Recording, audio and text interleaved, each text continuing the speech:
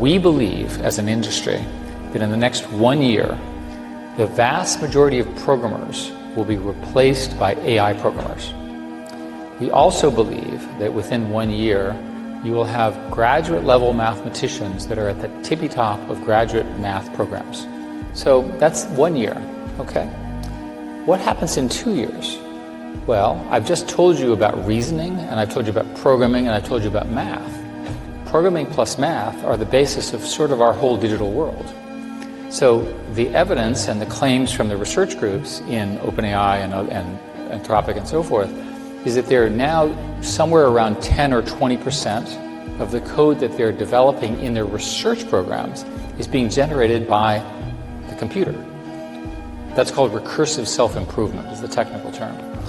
So what happens when this thing starts to scale? Well, a lot.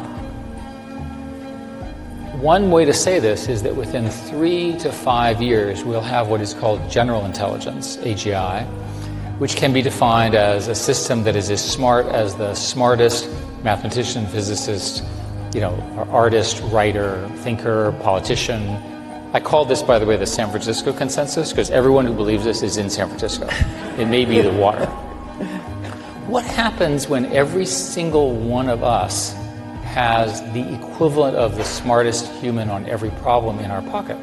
But the reason I want to make the point here is that in the next year or two, this foundation is being locked in, and we're not going to stop it. It gets much more interesting after that. Because remember, the computers are now doing self-improvement. They're learning how to plan, and they don't have to listen to us anymore. We call that superintelligence, or ASI, artificial superintelligence. And this is the theory that there will be computers that are smarter than the sum of humans. The San Francisco consensus is this occurs within 6 years, just based on scaling. This path is not understood in our society. There's no language for what happens with the arrival of this. That's why it's underhyped. People do not understand what happens when you have intelligence at this level, which is largely free.